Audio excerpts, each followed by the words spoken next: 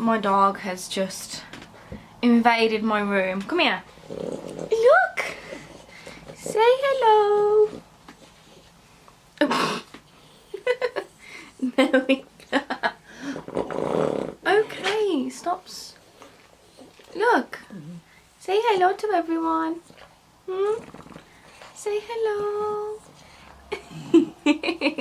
Okay, so I think she wants hugs while this video is happening.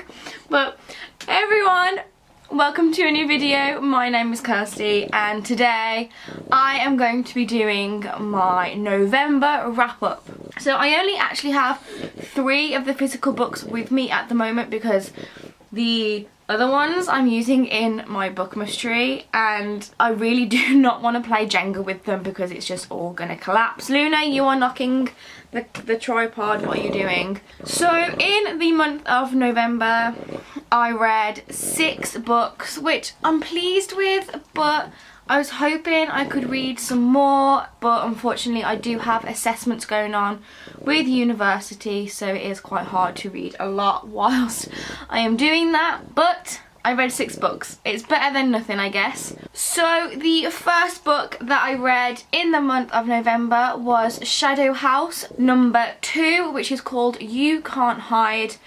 And I'm going to give this a 4 out of 5, I think, because it was developing all of the characters from book 1, and it went more into the house and what's haunting the house, the backstories of the people who were haunting the house, and I just really enjoyed it. I thought that it was just a really good horror novel for middle grade children, and I do thoroughly recommend it. It's just amazing, and there are pictures to go along with the story as well. So think Miss Peregrine's Home for Peculiar Children or Asylum by Madeline Rue. It's along the same lines.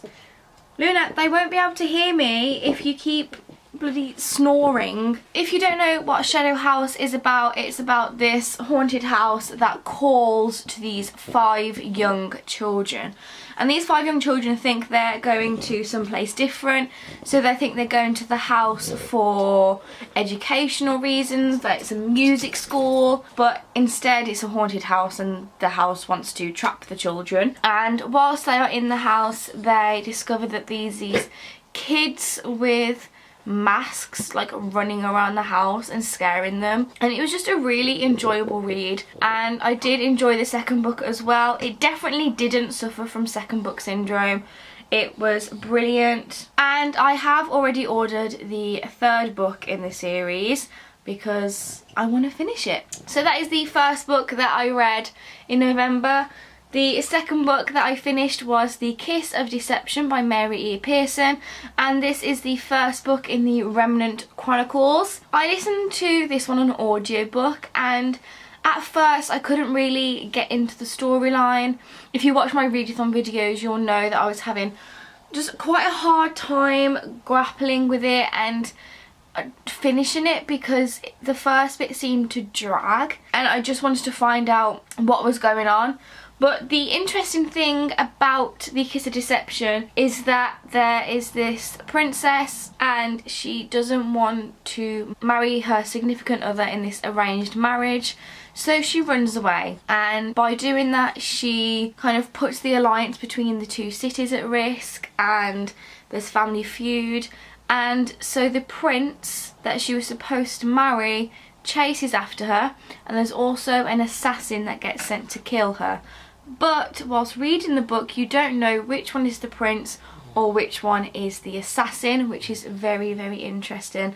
But it just kind of got to that point where it was dragged out for so long. I just wanted to find out who was who and just get on with it.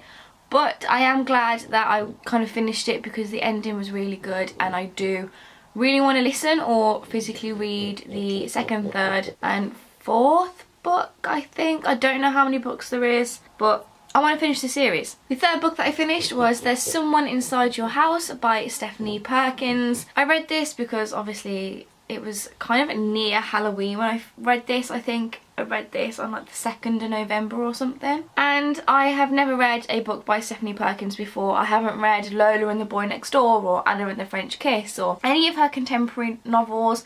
So this is the first Stephanie Perkins book that I read, and I enjoyed it. I think I gave it a 3.5 out of 5 stars. It's about this teenage girl, and she moves to America to kind of get away from this past that she had from where she used to live, and she has this massive secret. So it's kind of like she did something really bad and she doesn't want anyone to know. While she's there, some of her classmates get murdered off one by one. She's just trying to find out what's happening and what's going on. She gets more and more scared about her secret that she's hiding. She falls in love at the same time. And the one thing that I really enjoyed about this book was the murders. I know that comes across as really kind of messed up, but the murders were the best bit in the book. So like the first half of There's Someone Inside Your House kind of sets up the characters, and there's a lot of character development. It's character focused. And then the second half of the book is very plot driven. So you've got the murder, you've got the tension, the suspense, you have the kind of everyone figuring out who's killing these people. And I enjoyed the second half better than the first half. But I think when we were told who was killing everyone, it did make sense, but I wish it was someone else, if that makes sense. I don't know, it just seemed, I mean, there's never a good reason for anyone to kill someone, okay? I mean, unless, let's just not go into the whole argument. But it really didn't seem like a great reason or backstory why this character was killing off their classmates. And I was just like, well, to be honest, no motivation to do this, and it seems a bit pointless. And you know, it would have been nice for some really kick-ass backstory to be like, this is why I'm killing you. But there wasn't that, so I was just like, okay, that's fine, I can deal with that. So I was a bit disappointed with the big reveal. I was a bit disappointed with the first half of the book, but the second half of the book and Stephanie Perkins' writing style when she's writing about the murders definitely makes up for it, and that's why I gave it a 3.5. And I've just realised that I haven't been holding up the book. I am such an idiot. So yeah, this is There's Someone Inside Your House. You know, the book that I was just talking about. This is the cover.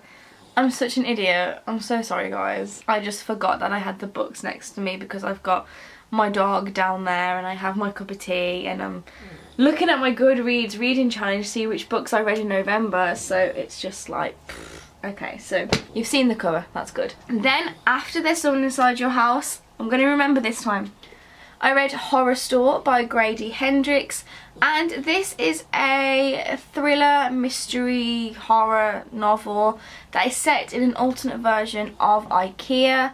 So I can't remember what the store is called. Orsk, there we go.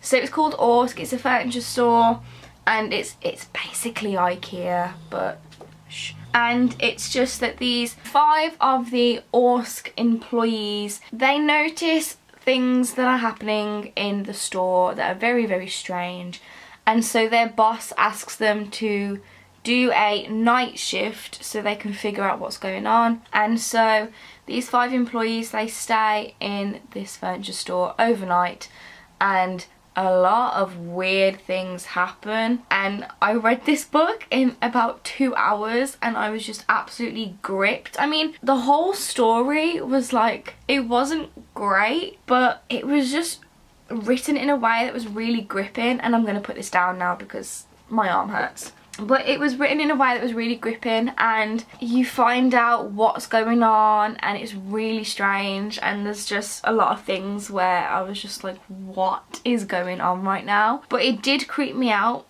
and I actually went to IKEA yesterday, and as I was walking around IKEA, I just kept thinking about Horror Store, and I was like, oh my god, what about if this jumps out at me right now? Or what about if this happens? And it was, yeah, it was just really weird and crazy. But I think I gave Horror Store a 3.75 or a 4 out of 5, but it was a really interesting horror story. Okay, and then this is another book that I don't actually have by the side of me because it's in my bookmas tree, and that is A Dark Duet by V.E. Schwab, and this is the second book in the Monsters of Verity duology. Well, second book and final book, which sucks because I really want this storyline to carry on forever and ever because I have fell in love with the characters and the world, and it's just, I wish I could read it forever, but I can't because there's only 2 books. So I can't really tell you what happens in this book because spoilers. It's just a brilliantly told story, and I absolutely loved this Savage Song, and I loved Our Dark Duet.